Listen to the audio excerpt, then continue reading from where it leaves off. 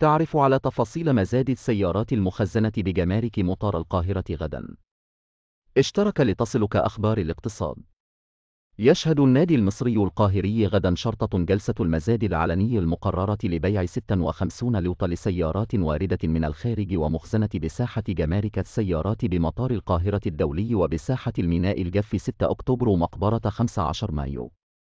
وتعد السيارات التي سيتم عقد جلسة المزاد لبيعها هي من تنازلات ومصادرات مصلحة الجمارك واردة من الخارج ماركات وطرازات وموديلات متنوعة وماركات السيارات منها مرسيدس شرطة دوج شرطة لاند كروز شرطة كرايسلر شرطة جيب شيروكي شرطة فولفو شرطة هوندا شرطة همرو شرطة ألفا روميو شرطة شيفروليه شرطة فورد شرطة نيسان شرطة فولكس شرطة لاند روفر شرطة تويوتا شرطة بي ام دبليو شرطة أوتوبيس نيسان 28 راكب.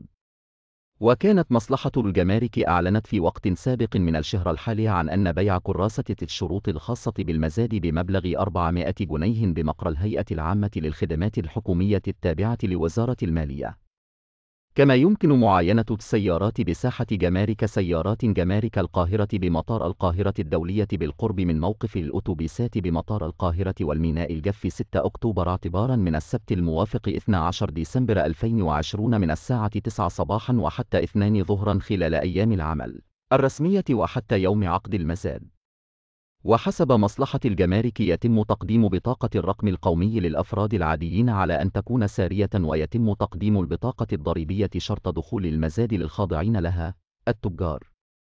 ويتم البيع وفقا لأحكام القانون رقم 182 لسنة 2018 بشأن تنظيم التعاقدات التي تبرمها الجهات العامة ولائحته التنفيذية الصادرة بالقرار 692 لسنة 2019 وطبقا للترتيب الوارد بكراسة الشروط. وشراء كراسة المزاد شرط لدخول المزاد ويباع كل لوط على حده وبدون عمولة. ونوهت على من يرغب في الاشتراك في المزاد شراء كراسة الشروط وسداد مبلغ تأمين دخول المزاد بقيمة 10,000 جنيه بخزينة جمرك سيارات بمطار القاهرة كتأمين مؤقت بخزينة الجمارك أو أثناء المزاد ولا يرد التأمين المؤقت إلا بعد انتهاء الجلسة وفي حالة عدم ترسية أي لوط من السيارات على المشترك في المزاد يتم استرداد التأمين كما يتم خصم التأمين من سعر السيارة في حالة رسو اللوط على المشترك.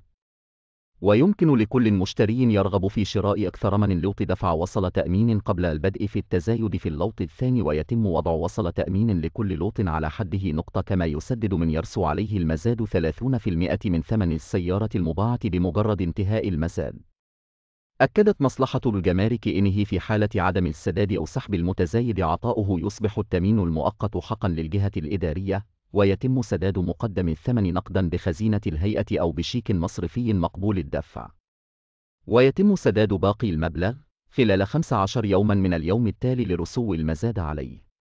وإذا تأخر الراسي عليه المزاد عن السداد في المدة المحددة من تاريخ اعتماد الجلسة وإخطار صاحب الشأن بالاستلام تحصل مصروفات تخزين بواقع 1% عن كل يوم تأخير أو جزء منه بحد أقصى أسبوع.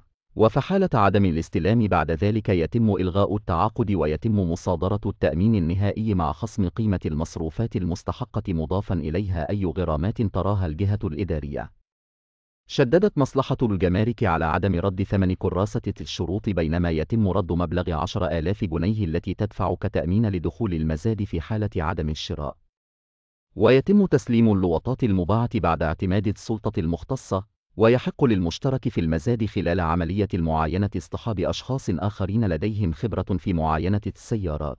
كما يتم الترخيص لمن يرسو عليه المزاد طبقا لقانون المرور رقم 121 لسنه 2008 ويحصل على كتاب من مرور الميناء الذي تم عليه المزاد وكتاب آخر من الإدارة العامة لجمارك السيارات ويتوجه به للمرور محل إقامته للترخيص وعلى المتزايدين اتخاذ الإجراءات الاحترازية والوقائية طبقا لشروط وقرارات وزارة الصحة. سيارات جمارك مطار القاهرة التي ستعرض في المزاد العلني صورة أرشيفية. سيارات مزاد جمارك السلوم صورة أرشيفية. سيارات جمارك مطار القاهرة التي ستعرض في المزاد العلني صورة أرشيفية. سيارات جمارك مطار القاهرة التي ستعرض في المزاد العلني صورة أرشيفية.